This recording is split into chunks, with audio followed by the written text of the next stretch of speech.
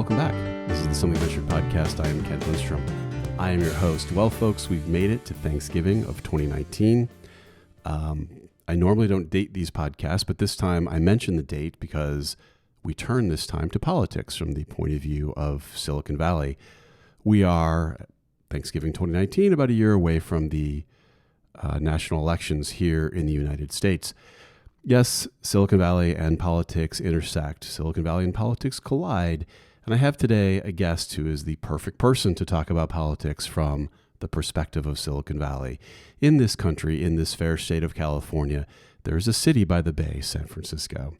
And San Francisco is the most liberal of cities. And in that most liberal of cities, there's a newspaper of record. That newspaper is the San Francisco Chronicle. And the person writing about politics for the San Francisco Chronicle is the senior political writer, Joe Garofoli.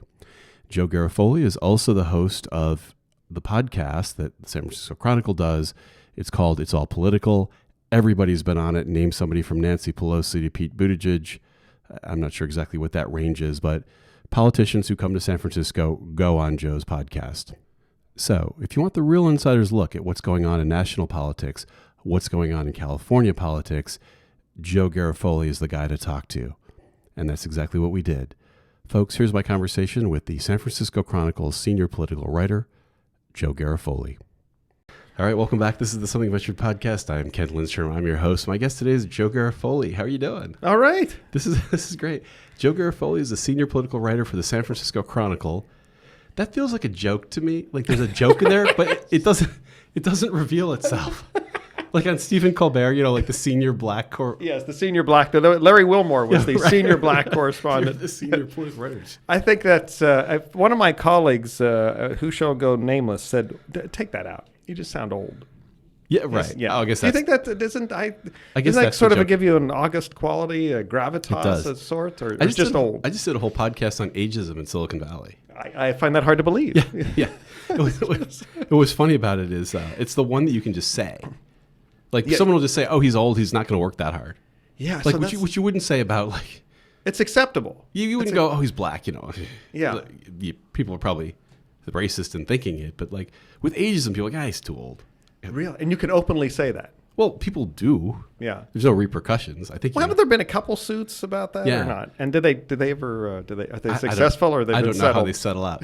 But this guy is a venture capitalist who had made hundreds of millions of dollars investing in a guy who was too old. The founder of Zoom, which when he made a couple $100 million, and everyone's like, "I would invest in that guy, man. He's too old." Wow. And how old was he? 47. Wow. Yeah. I'm Methuselah. Yeah, exactly. And, Joe is also the host of the San Francisco Chronicle podcast. It's all political. Yes. Is it? It is all political. Is it all political? You know why? I think the last time I was on, I explained why I got that name.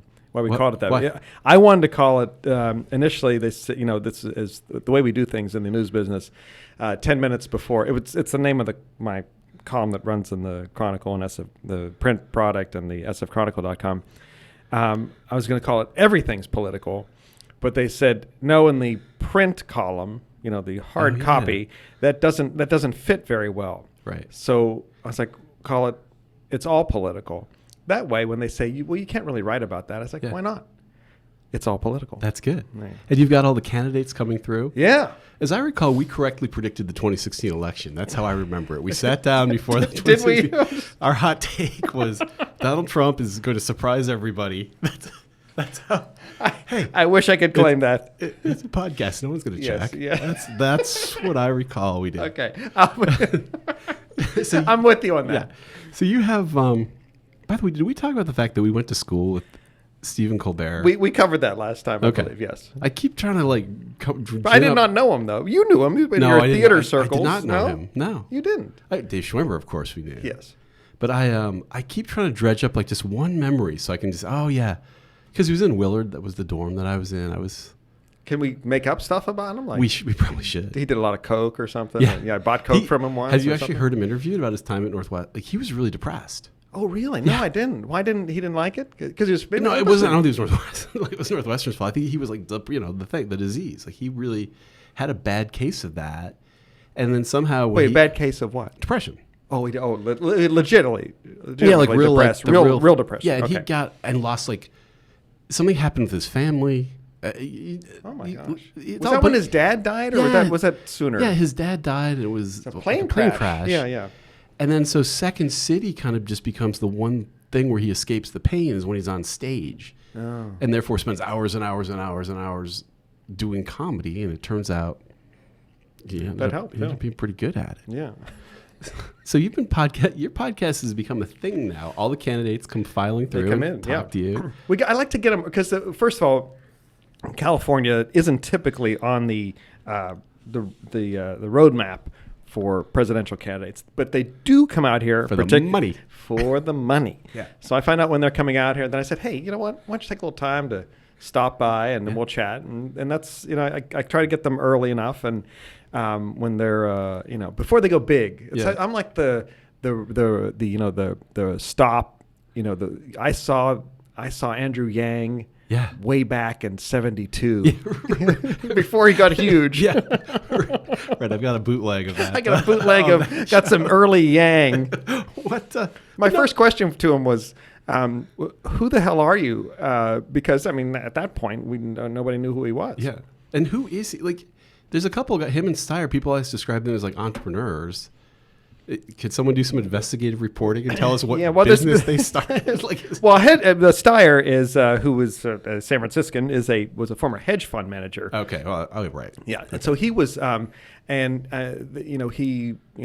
literally, I think he's worth $1.5 billion or something like that, and he made. But a lot of his investments were in fossil fuels and such. Because when you're a hedge fund manager, you're making money. You don't care about the fuels. You just like the money. Then he had sort of a coming to Jesus moment or coming to Mother Earth moment, I guess. Yeah. And then he became he started to.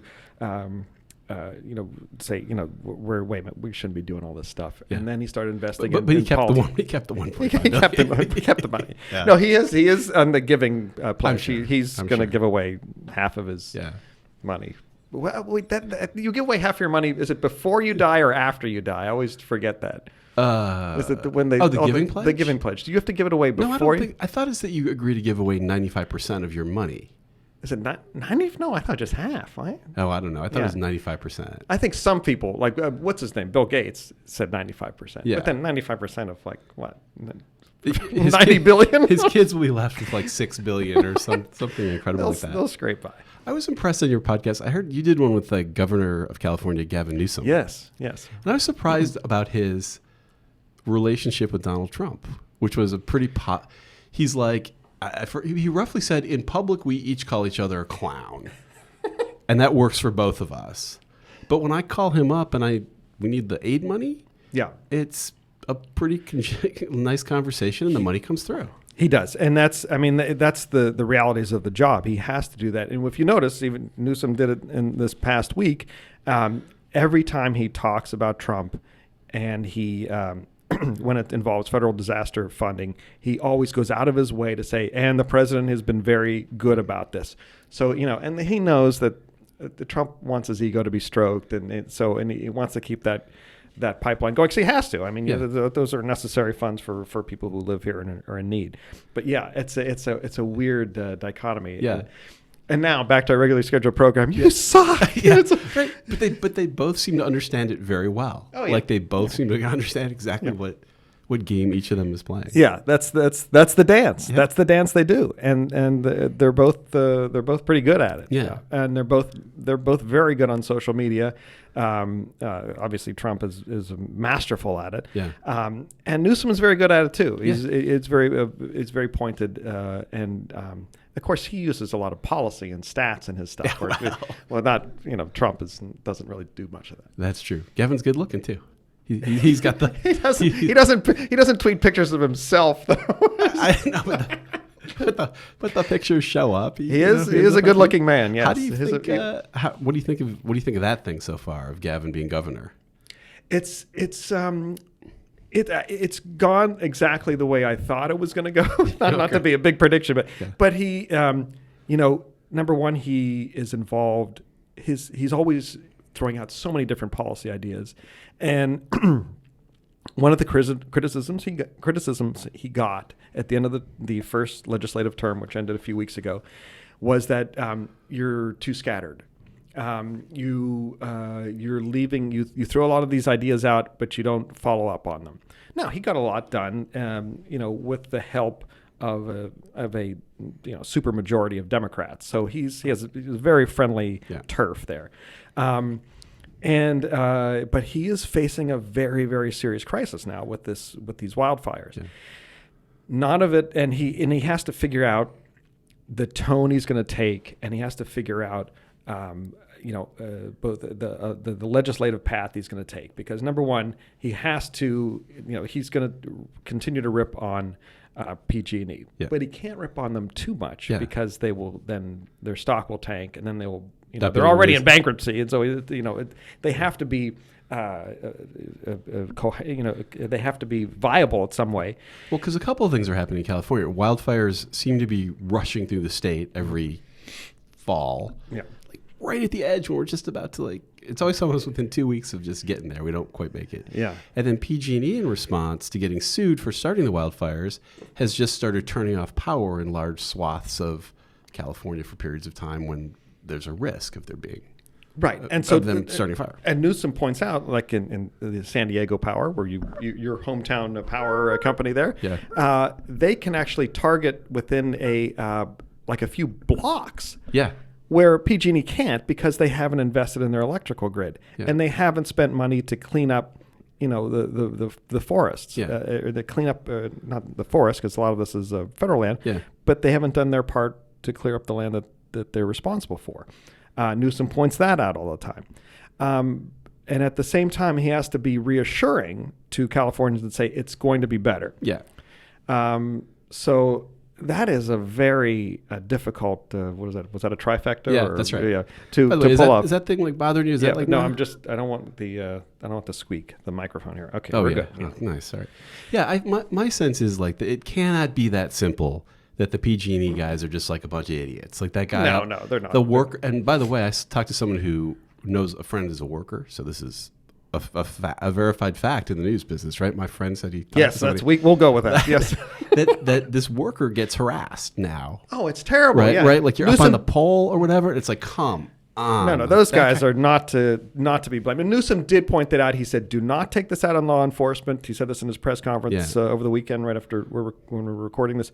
I said, don't take it out on law enforcement. Don't take it out on the people who are actually in the field doing the work. That's not on them. This is not. They didn't decide not to cut down the trees. Yeah. They didn't decide not to invest in their infrastructure. So don't take it out on them. And now we're going to go. The next round in the legislature, look for I don't know if this is going to be a legal route or a legislative route, but they've got to bury the line somehow. Which is like $1 million or $3 million per mile. Well, what I suspect, I don't know, I'm taking PG&E's side, but I would guess at some point they probably said we can bury the lines. That's a $1.2 trillion project that'll take 40 years, and that someone said, "Oh yeah, we're not going to do that." Did the legislature at any point? This was never brought up until the last few years when the wildfires started increasing in intensity in around populated areas. There've always been wildfires, but it's the scope of them, and plus we were in the 5-6 year drought, right? And everything was it's kindling on the bottom of the forest, so. It's a really tough thing, and Jerry Brown was famous for believing you don't mention a problem if you don't want to own it. So Newsom owns this now. I mean, he pointed out the other day, I have not been governor for 9 years. I've been governor for 9 months. So I'm doing what I can here. So, but nobody wants to hear that. And it's because every other argument that PG&E could make, they can't make because they're not politically correct. They can't say, well, it's global warming. They'd be right, which we didn't cause. No, but you have to adapt to it. They'd be like, whatever, and then the people living in the interfaces, that's been weird for a while, where people are just pushing into crazy places, partially because the legislature said the electricity has to be delivered to those places. The electric companies used to be like, we're not going to deliver electricity up the mountain because we don't make money. Then the rural electrification thing came. Makes a lot of sense for the farms in Nebraska. But then I think in California, it means you're putting a house, a second home up on the mountain. Right. And it goes against that American ethos of I want to build my homestead Right. wherever the hell I want to. Yeah. And you're not going to tell me what to do. And that's freedom, my friend. Yeah, that's right. Seriously, that's what the argument is. That's America. So as you do this podcast now, and like these famous people sit across from you, Yeah. what is it like? Warren's, like you, Pelosi, like is it? It's interesting because I like the stuff almost before and after we talk better because you get a little better feel for them. Yeah, leave the mic on. Yeah, that's the doctor thing when like you got your hand on the door. Oh, by the way, I forgot to tell you. Yes, Lieutenant Columbo. For those of us certain, one more question. One more question. Right. You get a little bit of look like, okay, so when Buttigieg came in, it's like, oh my God, I knew limited amount about this guy. I was like talking to him, and he was like, oh my God, this guy is like off the charts because he will do things that politicians rarely do, like listen to your question, respond to your question with context and some humor, and actually address you as a human being. Yeah. Now, like off the like the before and after, he's kind of focused. He's like game day. When you see the NFL players walk into the tunnel, he's like not a lot of small talk and that. And that's part of what, because then you get around the microphone with the editors at the Chronicle. On you have podcasts where there's sometimes where we break down. I like those. Oh, you do? Well, because it's like chattier. There's no talking points. And Oh, there certainly are. Yeah. But who was then there's some fun stuff that happens too, like when Cory Booker came in, and beforehand I did that one with my colleague from Washington, Tal Copen. She happened to be in town for that, and so we both talked to Booker, and we're talking about. She said, "Oh, how's your veganism going?" And he goes, "Oh, it's it's on the road. It's hard to do, blah blah blah." And I said, "Well, my youngest daughter, Cece, is she defines herself as a flexitarian. Yeah. So that's basically a vegetarian, but sometimes you flex and have some chicken or something like that." And so he grabs my phone. He said, "Can you turn this on?" And then he holds the phone, does a selfie video, goes, "Hey, Cece, I'm talking to your dad here, and he and I have a similar haircut. And I heard about your flexitarianism, and that's great. I'm running for president, and blah, blah, blah, and you just be yourself, and blah, blah." And so we sent it to her. It's like, politics. Oh, my God. Yes, very good retail politics. Yeah. So that when Beto O'Rourke came in, he and I said, "You and I share something, a deep love of one thing, and that is the Clash is our favorite band." Wow. And so we talked about his walk-up music is Clamp Down, which is kind of a semi-deep cut. Yeah. So we talked about that and why that's that, and then I told him, I said, "Oh, have you heard the Clash's documentary on Spotify, which is excellent?" He goes, "No, I haven't heard that." So we talked about that, and so he was actually a human being, in some of these ways. That's nice. When Pelosi comes in, it's definitely, she is so on the talking point. So, but before and after, she's very funny, and she's all, there's security around, so it's a little tighter. Oh, really? Yeah, no, she travels with security. She's a speaker. Remember, she's number three. Number three. I mean, she's if the vice president and the president go down, she's is I guess legally a possibility. In the next few months, right. She could be our president. I'm going to up that security. Yeah.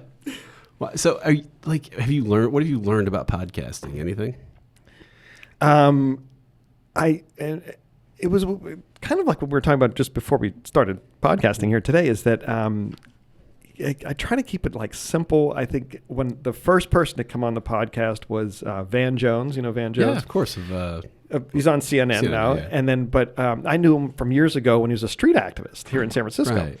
And so known him for many years. So he was the first guest. And so while he was on, I read his intro, his bio, and it took like 5 fucking minutes. And I was like, shit, can we say what's your policy on fuck? I forget. Oh yeah, well it's fine. Okay. I just clicked the little red thing on the podcast, and I think more people listen to it. Yeah, oh yeah. When you get that, it's like the Nancy Reagan advisory, sold more albums. Yes. Yeah. So then and so that was terrible. Yeah. Because it's like, first of all, Van kept interrupting his own intro, and it just got off to a really slow start. Yeah. So then I never do the intros live anymore.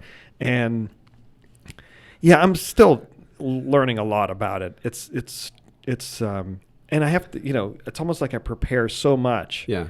Because you don't know where the conversation's going to go. So it takes a lot more time than I thought it would. Because I do have a day job too. It makes me too. Yeah. It makes you respect Howard Stern a lot more. Oh my God! You go back and you go, wait, that guy kept up a consistently funny, never boring thing for 4 hours a day, 5 days a week.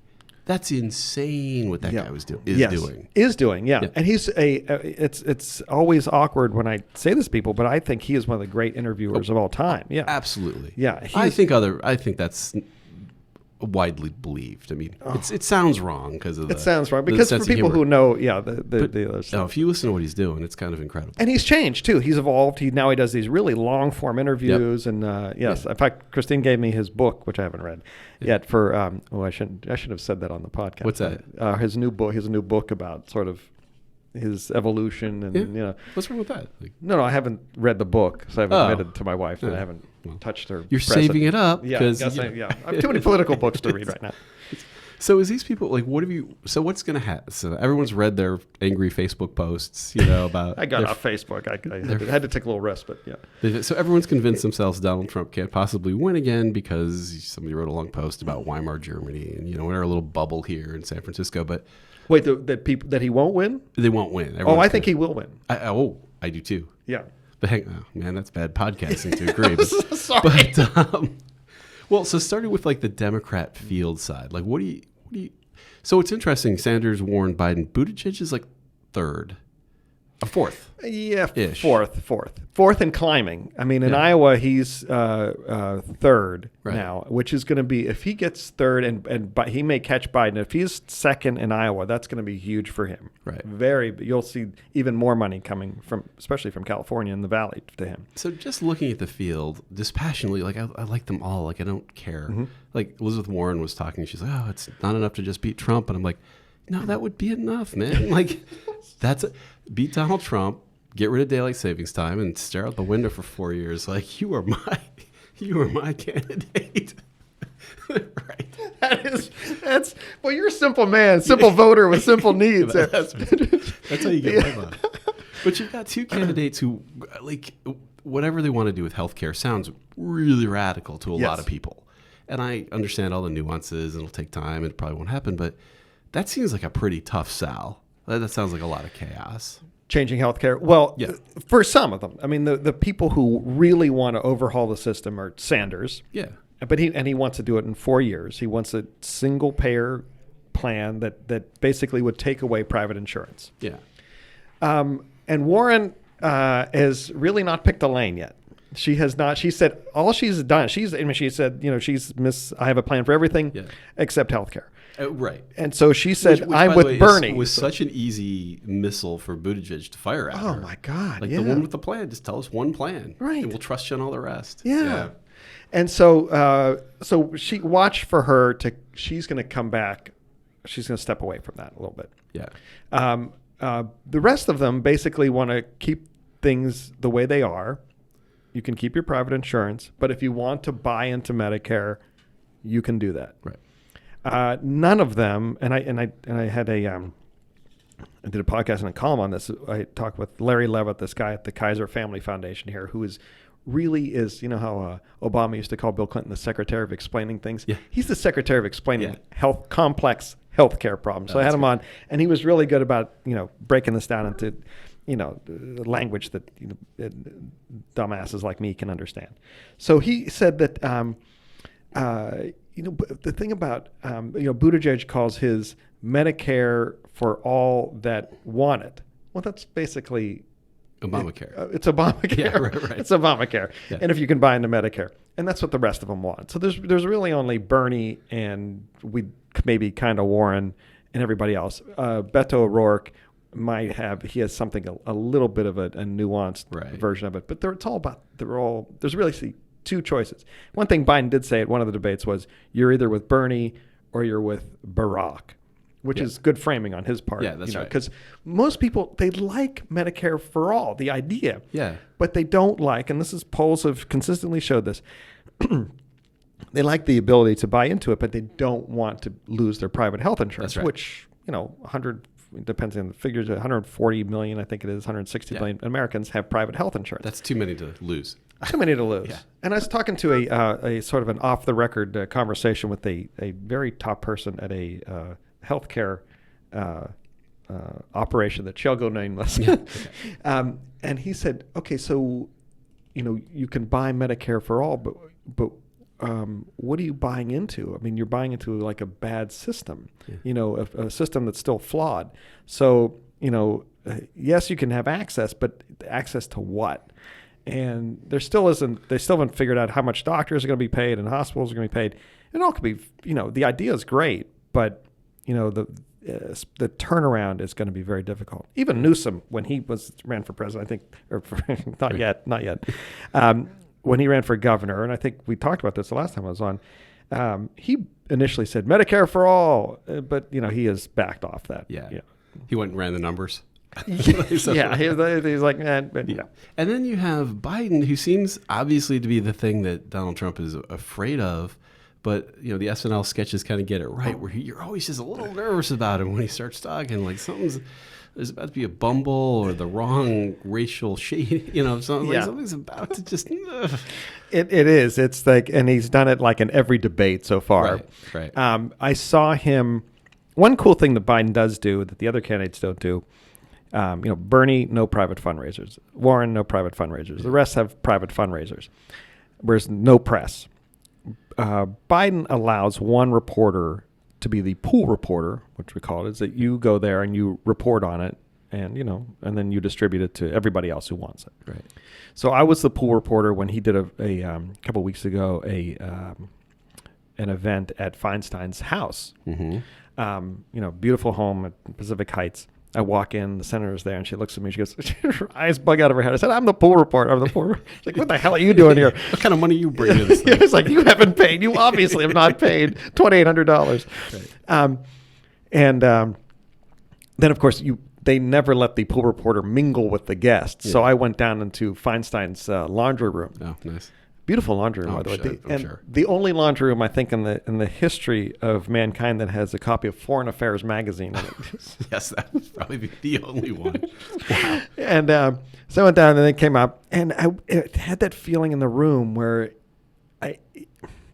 Biden is, he's always kind of been this way, but now he's showing signs of age, and that he will like what older folks do, and they tell a story.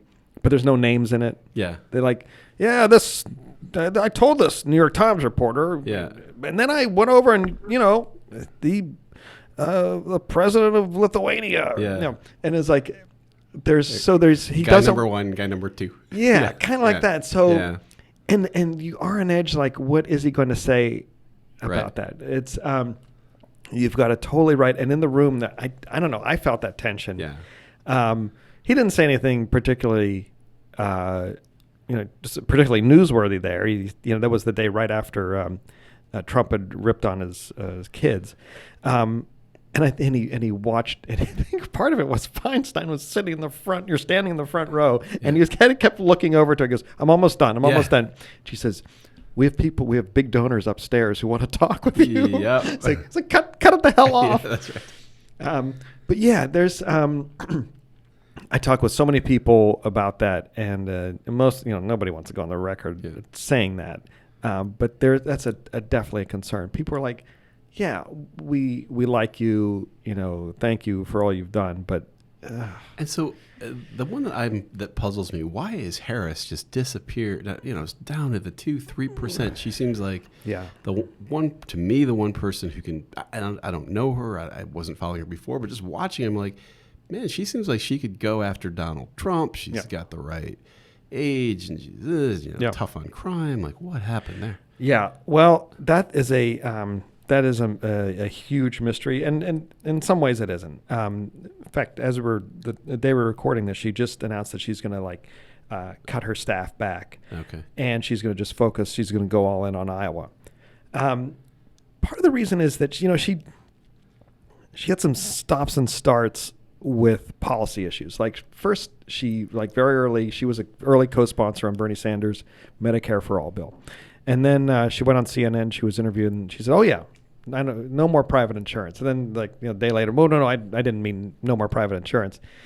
And then she rolled out her own version of a healthcare plan, which she called Medicare for All, but it phased in Medicare for All over 10 years by the time she'd be out of office, which might be a realistic timeline.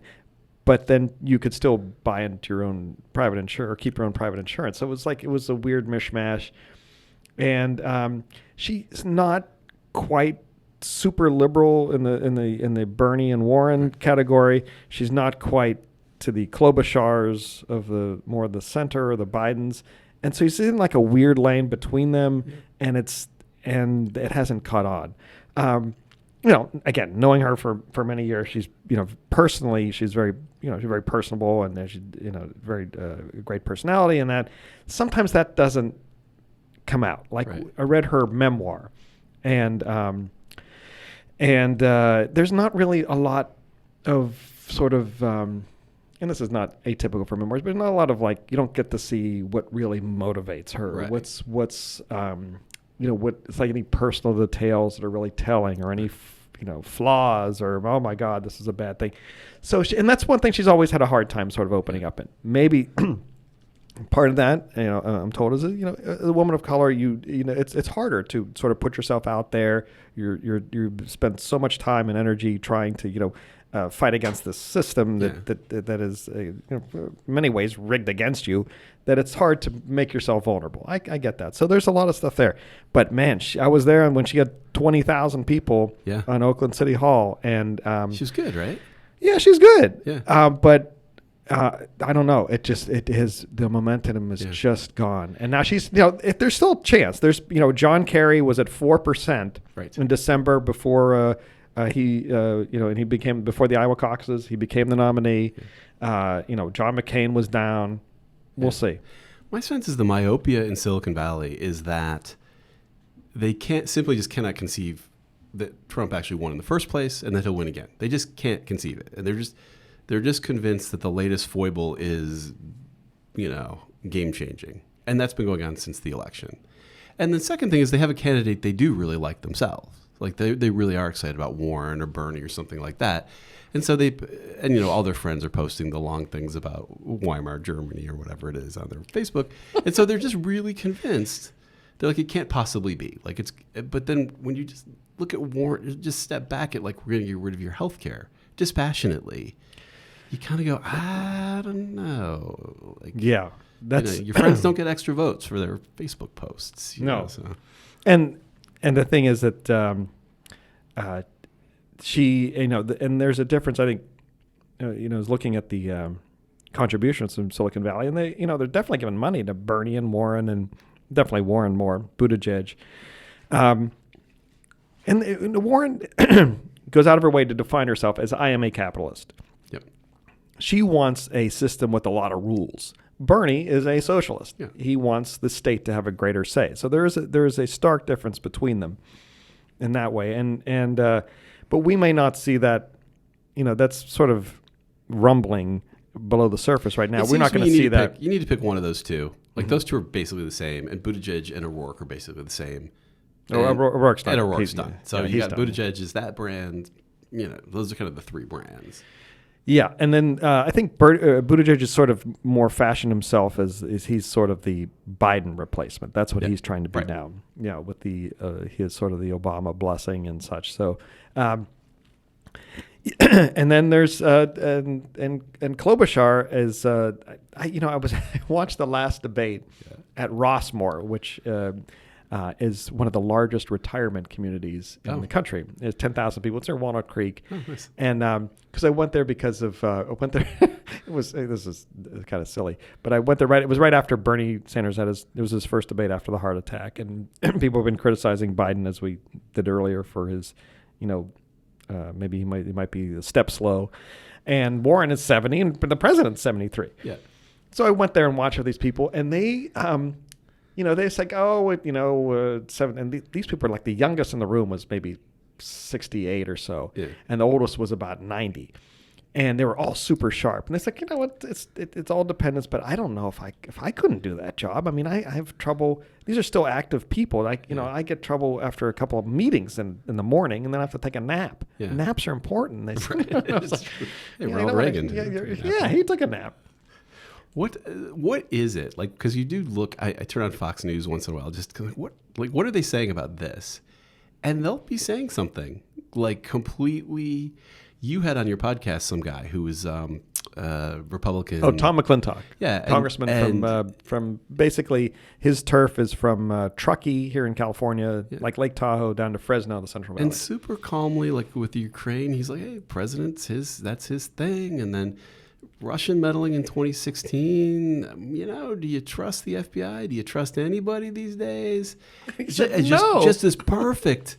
Like calm, infuriating rap. He was saying the same stuff Trump does, Yeah. except not in a crazy sounding way. So why is it that it's just two sides and we're both wrong? Like, why does there seem to be no point where a Republican goes, no, that's too much? Like, I feel like if Al Sharpton was the Democrat nominee somehow and said something nuts, I'd be like, that's too much.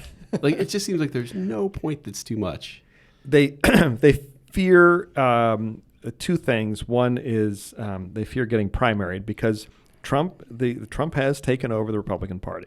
Yeah. The folks are his supporters are dominating the party, and his ethos, as it is dominating the Republican Party. So they fear if they go against him, he will turn them. Turn his, he'll rip on them both on Twitter and wherever, and then they will get primaried. And so, in other words, someone runs against them in the primary, and then they will lose their job. And there's nothing that a politician wants less than to not be reelected. It's just insane. Yeah, and a guy like McClintock, who is super conservative. I mean, as he was, arguably more conservative than Trump, right. But he's also. He's a libertarian, so he's. I always, whenever I talk to him, I tease him about. I always get him to talk about weed because he was like he voted for weed legalization. I think in 2010 and definitely in 2016. Wow. But it was the worst endorsement ever. He goes, "I personally hate weed. I hate everyone who smokes. But I think this is I don't want to be telling people what to do." And it's like, wow. That is. Gavin Newsom's something like that. He's like, I don't smoke pot, but I'm for it, and I have a gun, but I want them regulated. Yeah. It's something like that. Yeah. So I'll give you, here's my fear of, this is a weird thing I've had where I'm like, I'm worried Donald Trump's going to win. And people are like, oh, you want him to win? Like, no, I think it's going to happen, but I think a lot of things are going to happen. Like, I believe in climate change. I don't like it. I just think it's true. Yeah. My concern is that in the Midwest, because CNN will find one guy who's like, was a Trump supporter, now they regret it. And they show it to you. I'm concerned there's a bunch of people who were like never Trumpers in the Midwest, but have decided it's not that bad. Like when he got elected and the world didn't fall apart and the stock market didn't crash and they didn't lose their job and they liked the Supreme Court, they kind of went, okay. And they don't listen to all the talking stuff, like the Weimar Germany, all that stuff. Right. That's the first problem, is that they're like, I'm fine with it. And they're quiet. They've learned that if they bring it up, it's a bunch of yelling and hollering from their relatives in San Francisco, and they're just kind of like quietly okay with Trump and being quiet to pollsters and to their friends about it. Right. But we'll vote for him. That's my fear. Yeah, and I did a story a couple months ago talking to these folks who are they go door to door in the Midwest, and they're funded by labor unions, and they are basically trying to convince folks who are either non-voters or voters who are they go both ways. To kind of take their pulse and get them to vote for for Democrats, and they were very concerned. Yeah. They were very concerned, and they're going in the same places that the so-called blue wall. They're in Pennsylvania, and Wisconsin, and Michigan, and they're very concerned. And they said that the Democrats have to have a message that resonates with them. What are you going to do for me? Because that's why Even, Yang says Trump won. He was talking about the right things in the wrong way. Mm-hmm. The right things are that people are losing their jobs to automation and a whole bunch of other things. We're not doing anything about it. The things he was advocating, Yang says, is that let's go back in time. Now, there's been no uptick in manufacturing jobs or anything like that, but he gives the impression that there is. And if most people don't pay attention to the news, people don't. The cable news audiences are very small. They definitely punch above their weight. Fox News, 3 million. 3 million, exactly. Yeah. That's exactly what it is. And that's, we were a country of 400 million. Mm-hmm. So, but that message is getting through. And absent some sort of calamity, it certainly can't be anything personal that Trump does at this point. We've kind of exhausted everything but the shooting someone in the middle of Fifth Avenue and scenario. Turns out he was right. And it turns out he was right on that. Yeah. It's funny. I remember Hillary Clinton, too, she was giving some speech where she was talking about his involvement with Russia that seemed super wacky back before the elections. She's a conspiracy. It turns out she kind of knew what she was talking about. It turns out he knew what he was talking about too with the Fifth Avenue shoot. Yeah. He was like, but she did not speak to that pain, that That's people feel, and that was one of the great things the great faults of her campaign. Warren does, the current front runner. Bernie does. Yeah. Buttigieg, talks about, more of an intellectual way. But listen to the way Warren talks about stuff. She identifies a villain. Corporations are blah, blah, blah, blah, blah. And then here's what I'm going to do about it. Here's the boogeyman. Here's how the system is rigged, and here's what I'm going to do. It's ABC. And it's very effective, and it's simple. And she explains it, as a teacher or professor would. Yeah. Now, I don't know if you hear her long form, it's the main complaint I always hear about Warren is, I don't want someone lecturing, Harvard professor lecturing to me. Well, okay, I get that. But if you hear her longer form story, grew up in Oklahoma, was a former Republican, military family, always on the margins of I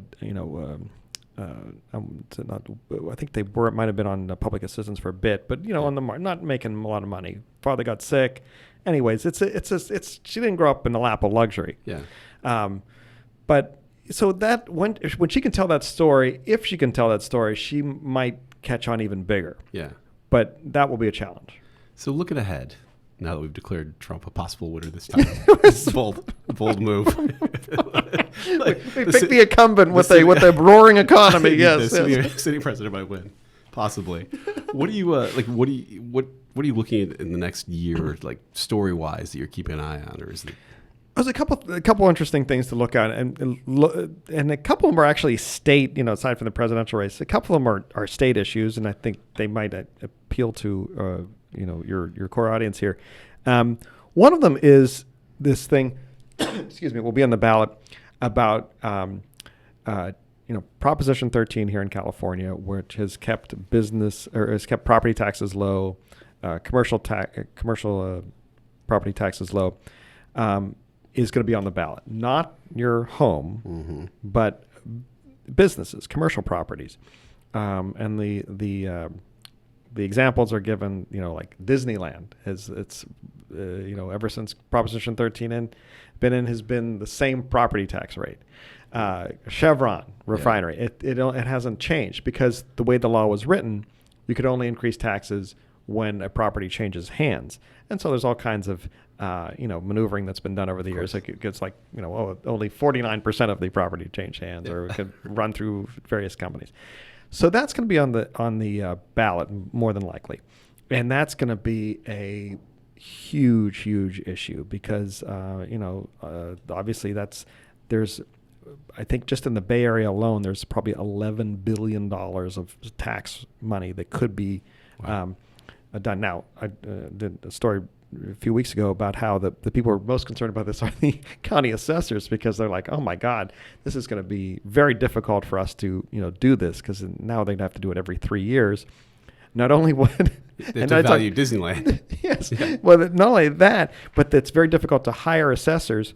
And then I talked with the assessor in Santa Clara County, and he's like, well, wait a minute. If I hire all these, if I try and hire more assessors, even if I can, like Apple's going to come over and like hire them away from me because they can pay them 4 times as much. Right.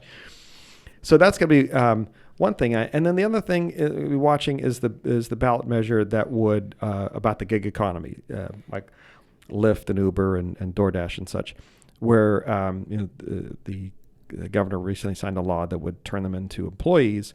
And now there's just in the last day or two here, when we're recording this, is the 3 of the companies, Uber, Lyft, and I think it's DoorDash, said that we're going to kick in $90 million to push back on a ballot measure that would exempt essentially people who deliver people or food or people or products. And so that's going to be a huge battle. That's going to pit labor unions against the tech industry, and in the middle will be the man who used to sit a few feet away from here is Newsom, because those are his people. Yeah, he's very close to the labor unions. They brought him to victory, and he's very close to the tech industry, and that was a tough call for him early. Oh, that's interesting. Yeah. All right, well, we got a year to go. Yeah. Well, we'll be back before then. Yeah. Hey, we need to. Yeah. This is great. Thank you so much. Oh, thanks for having me, bud. All right, my guest has been Joe Garofoli, the senior political writer for the San Francisco Chronicle. I love you mocking. Only an old friend can mock my title on the podcast. I love it. It's deserved. It's not actually a funny title. It just feels like it should be. That's my issue. All right, this has been the Something About Your podcast. I will talk to you next time.